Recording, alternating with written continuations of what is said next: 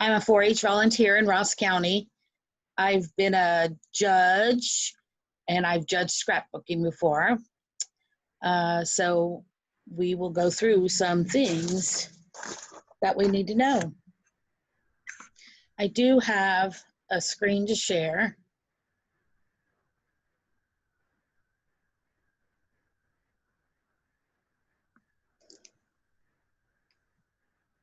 Not sure how to do this, Sally.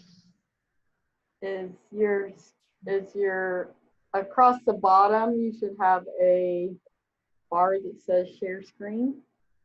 Yes. You just click on that. Wait a minute. Now you guys can see we learn things just like you guys do when we're doing 4-H projects. Okay, I have lost it somewhere. This is Heidi, and Heidi's going to be teaching your session. My name is Sally. I am 4-H program assistant in Ross County. And while Heidi is looking for her screen to share, I'm just going to ask you guys, have any of you guys taken the scrapbooking project before, or is this everybody's first year? You can answer in the chat box if you like, or you can unmute yourself because that would be okay too.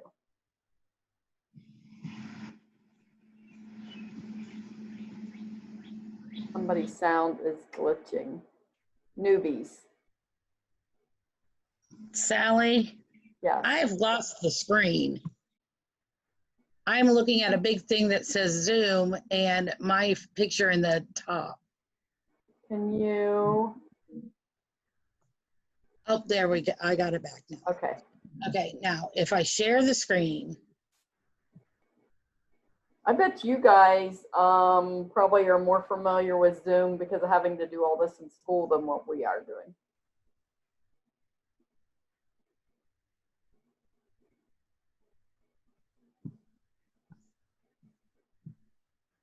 Okay, what do you see? We see a big old screen that says scrapbooking. That's what I wanted. All right. What was, when I was fumbling through this, how many have taken this project before or not taken it? I think they're all like newbies. All newbies? All right. Okay. Well, hopefully you've already looked through your book some, and we just wanted to go through some of the, in the back there is a glossary, so I just wanted to go through some of the words that are pretty important. Adhesive, of course, I hope you've been using some kind of adhesive, which means something to stick it in your scrapbook.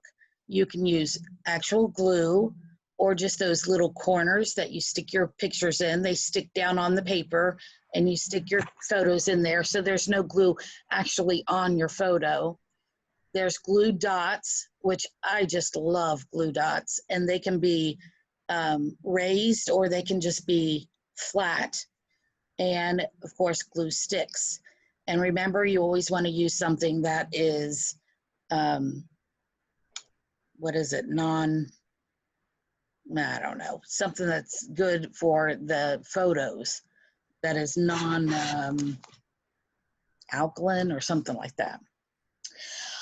Archive, the blue one, is to keep things for the future. That's why you are doing the scrapbooking, so that you will have all these pictures and the ideas that you've put down for the future.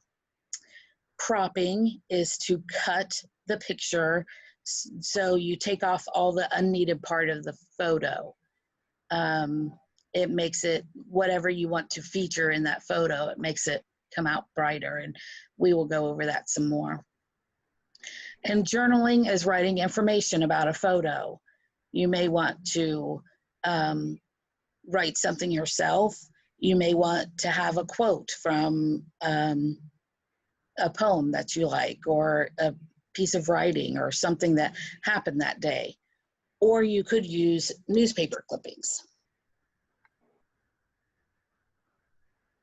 All right, this is an example of cropping. So I have a picture of this puppy, and there's a lot of extra ground that we don't really need, and it's kind of distracting. So you can cut your picture using a stencil or whatever you would like to use. And it doesn't have to just be a square like this one in the bottom. It doesn't have to just be a square. You can make a heart or a circle or really any shape you'd like, as long as the featured portion of the picture is in that shape.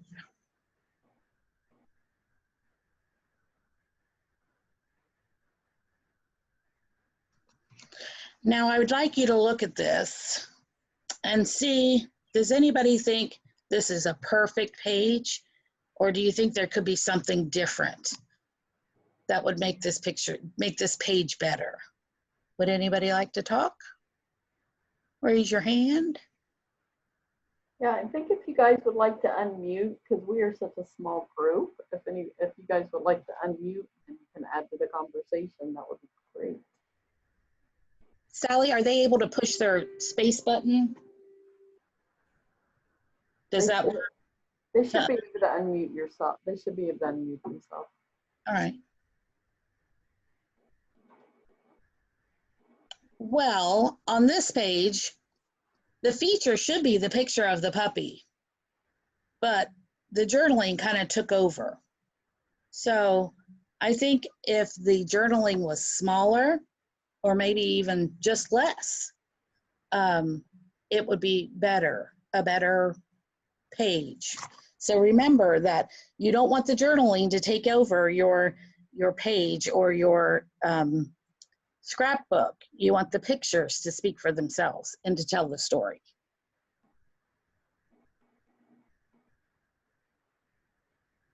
How about this page? Does anybody see a problem with this page?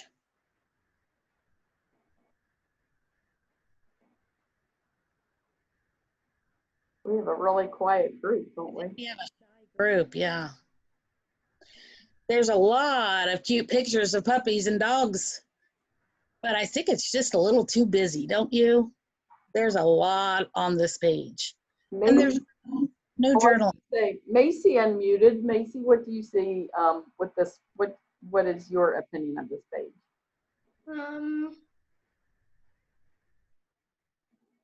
That there's too much puppies. Too many puppies. Too many pictures on one page, isn't it? They're all great pictures, but there's just too much to look at and no real focus. Doesn't really tell a story. So you could put these pictures on different pages and journal with those and explain why you chose those pictures. Maybe just a few on each page would probably be better, and have some background and to enhance each picture. But it's awfully busy. We don't want to put too many pictures on a page. Here is a framed picture and an unframed picture. I really like the one that's framed, but remember, you know, I didn't use the same shape as the picture. The picture is rectangular and my frame is a square. I thought maybe up here is where I could put the journaling, explain about the picture or something about that day. Remember that you don't have to have it perfect like that.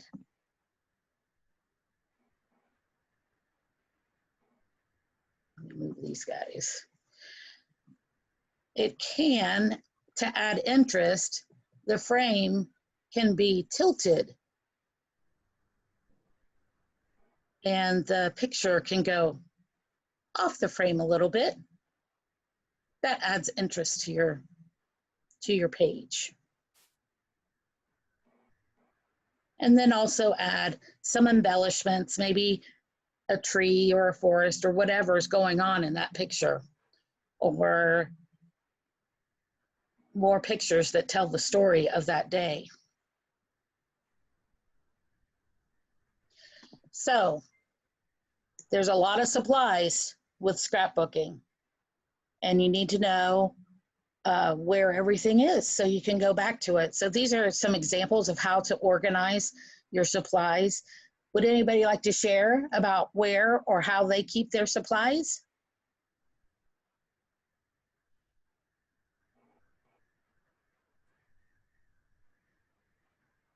Macy?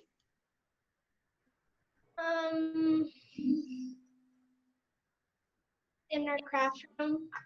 You have a craft room? That's really nice. Do you have your papers and things in a file or somewhere easy to find them? Yeah. That's good. And all your tools, do you have them in a special spot? Mm-hmm. What do you keep them in? In a Tupperware. That's good. That's a good place to keep them. I really like this. I think that shelving there would be nice to put all your little papers, different colors of papers in, and have all your supplies on the top. So some questions I'd like to ask you guys, or things that you should know when you go to judging. I forgot to tell you this. A thing that I really like is when you come to the table or wherever your judging's going to be this year, and you come and you're ready to tell about your project. That's the first question I always ask is, tell me about your project. And if the 4-H member just goes ahead and tells all the things that they like doing and all the things they learned, that I know that they really, really learned those things. Something to think about is where you purchased your supplies and your items. How did you shop for them, and did you buy them all at one time? Since scrapbooking is something that takes a lot of supplies, you might have just bought a few things for this page and then bought us some things for this page, or saw something on sale and thought, I'll use that later. So those are all things that to share with the judge.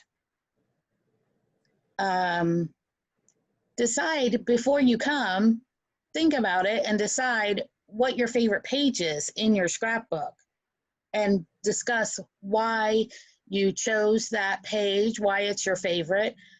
Discuss about the design of it and your layout choices and the coloring and the story that you're telling. So before you even go to judging, have that in mind, that I want to share this one with the judge. I want them to know what I was thinking when I chose this design. Think about the skills that you've learned. In this book is just full of ideas and things and things to learn and try, different ways of cropping, different ways of laying things out, and different adhesives like we talked about before. Another thing that really shows that you've learned about this project is, what advice would you give somebody that wants to be scrapbooking? Does anybody have any ideas? Anything that you've learned that you think somebody would benefit from knowing?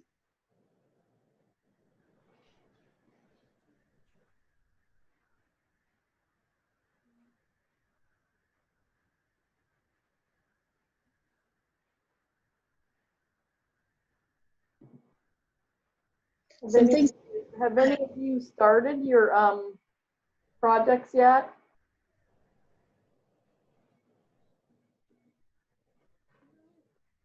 You haven't started putting your scrapbooks together yet? No. Okay. Some things I would like to tell people about is keep your eyes open for sales. Always be looking, even if it's not a traditional place to look for, like, Hobby Lobby and Joann Fabrics. Of course, we're going to look there, but keep your eyes out, like at the dollar store or Walmart, or maybe even a wallpaper store. Just keep those, always be thinking about, oh, I could use that stuff. I would advise you and anybody else to experiment.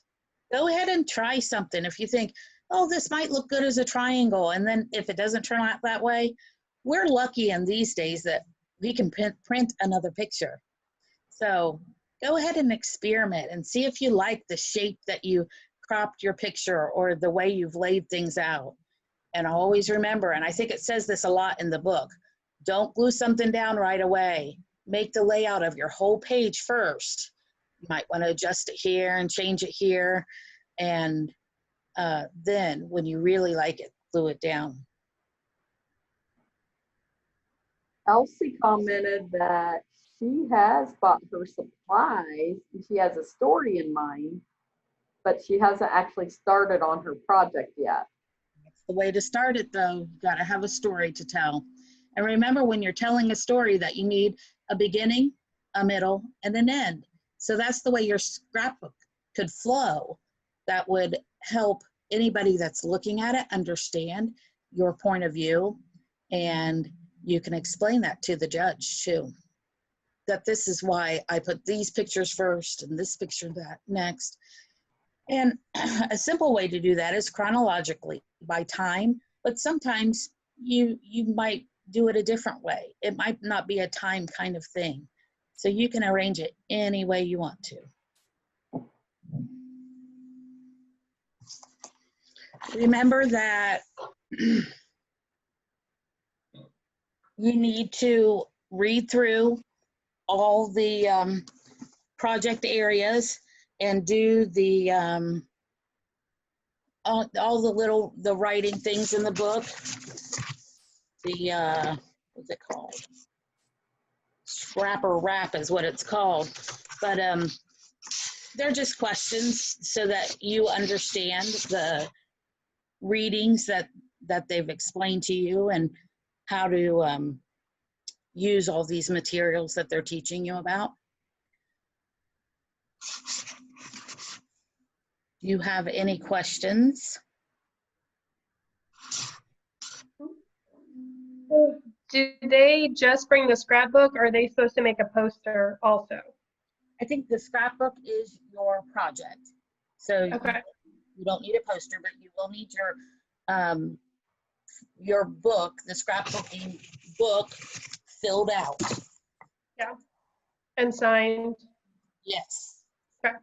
So make sure you fill out all the areas of the 4-H book.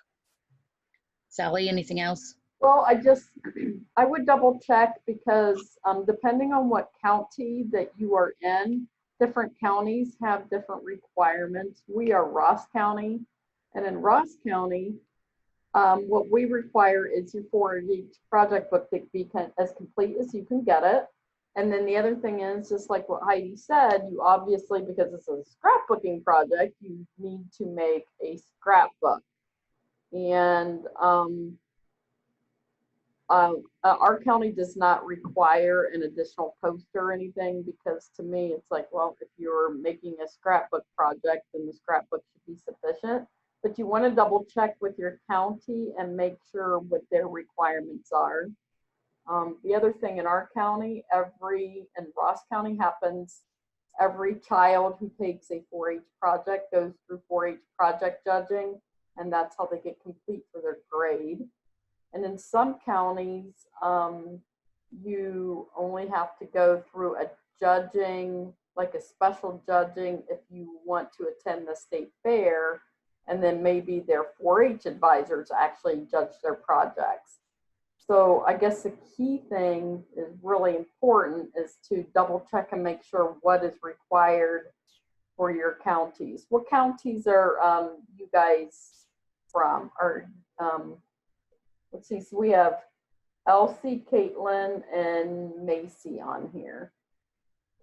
We're Warren County. Warren County, okay. Trumbull County. Okay, so we are covering the state. And Elsie is from Brown County, okay. So, and I've actually judged 4-H projects over in Brown County before. I haven't helped judge in the other two, but I think it's really important, like I said, in Ross County, to complete your project, you have to go to you have to come to our county-wide project judging. Is that what you guys do, or do you do, that's your Yes. evaluate your projects? Project judging. Okay. I like that myself because then I feel like you're completing your project, but it's also helping with interviewing skills, which I think are super important, especially the older you get, and maybe the first year or two when you're going to a project judging, you might not be super comfortable with it, or it might feel like, I don't know if I want to do this. But then as you do it, you get more and more comfortable every year, and those are skills that you're going to have to use the rest of your life. What you would agree with that, wouldn't you, Heidi? Absolutely. That is the best part of judging, is that you're getting that experience just a little bit at a time. And it's, I would say, almost always with somebody that's friendly and just wants to talk to you. So there's nothing to be scared about. They are there for you, for the youth, and they want to hear about what you've done with your project. I was thinking another thing that you could bring to judging, it's some of your supplies, or a piece of how you organize them, or especially if you're going to show one of your favorite pages and you've used a special tool with that. Bring that tool to show the judge how to use it. I would think that, I have not judged this particular project, but I know Heidi has had quite a bit of experience with this. And I think that that would hold true for this project as well as others. If there's certain items you use, the judge likes to see that in addition to just like showing a poster or a scrapbook. Let's see, somebody said they already had their story. What story, this is Elsie, what story are you going to be telling with your 4-H project this year? Let's see if she can type something in the chat. And Macy, have you picked out like a story also that you have decided that you want to focus on this year?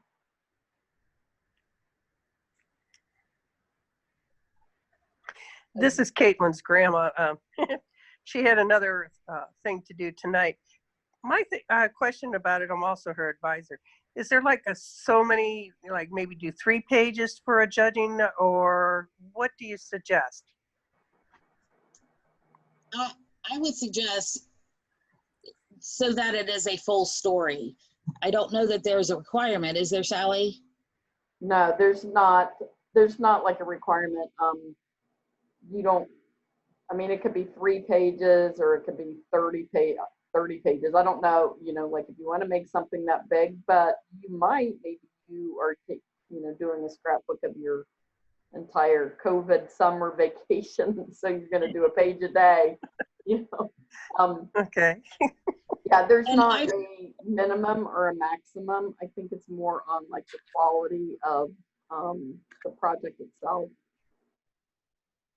I've seen people do little scrapbooks like this that are just absolutely wonderful, and completely full size ones. So, those little like postcard size ones, you can tell a story with that just as well. 1 picture on each page and some embellishments. And don't forget the journaling. We really want to know what these pictures are about without asking.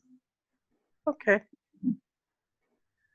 And Elsie said she is doing her story about the family trip to Disney World last fall. Nice, that would be fun.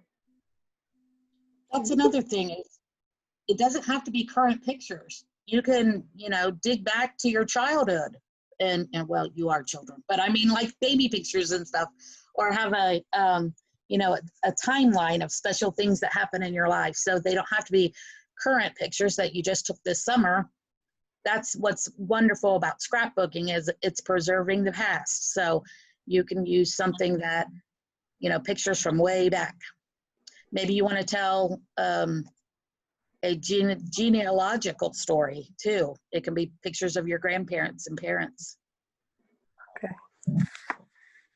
Another neat idea is, so like if you really like scrapbooking and you like photography too, and maybe you took the photography project and then you use those pictures like a year or 2 later to put into a scrapbook, and then you can tie projects together. That's, or if you're taking them both in the same year and you can tie both of the projects together, that's a fun way to do it. And you can take two projects, you take two projects and kill two birds with one stone, so to speak. You guys have any specific questions about like the scrapbooking project at all? Like, you know, like what kind of tools, or what kind of supplies or anything like that?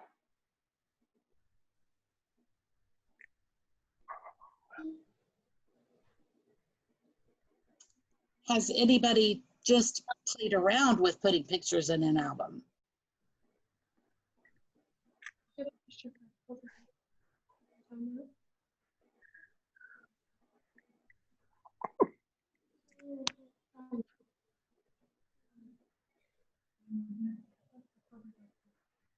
I made a scrapbook for clover buds last year. Good, all right. Did you do it by yourself, or was it like a collaborative thing with all the clover buds? I did it by myself. Okay, that's nice. That's fun. Was it about your clover bud experience? Is that what it was? Yeah. Yeah, it was about me. About you and all the activities you did? Is this your first year taking a project then? Yes. Okay, gotcha. So scrapbooking, I'm just gonna throw this out there, always looks like such a fun project, I think. I think it's super creative. But I also know that when you open that project book where you go on like, oh, there's so much to do. Did you realize it was gonna be that much to do in that project? It's a lot. Yeah, we find that a lot. The photography project is another one that is like that. It's like, oh, this is going to be fun. I'm just going to take a bunch of pictures. And it's like, oh, you open it up and it's very particular. So have you already bought your scrapbook, like the actual book, your supplies? Yeah. You're ready to put your pictures together and do some cropping and doing your layouts. When is your project? Oh, go ahead, Heidi. I think it's a really good book, though, that gives lots of examples and suggestions. So it's not like you have to do everything in it, but it's telling you, it just shows you a lot of things that you can, you know, just take a few of them this year and then do it again, or in the future when you want to make a scrapbook. There's lots of ideas in that book. A question that I have been asked before is, you are allowed to repeat the scrapbooking project. So say you did a scrapbook this year, and then next year you wanted to take it again, you can do a couple different things. You could either take your same scrapbook but add to it, or you could just make a whole different scrapbook. So it is a project that you are allowed to repeat.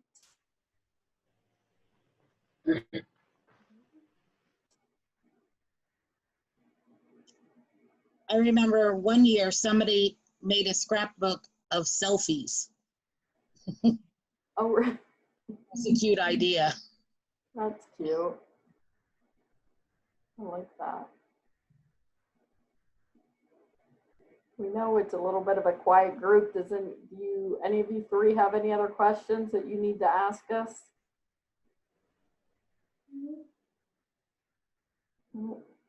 Are you excited about your project? Yeah. Good. Well, I think our time is up, believe it or not. So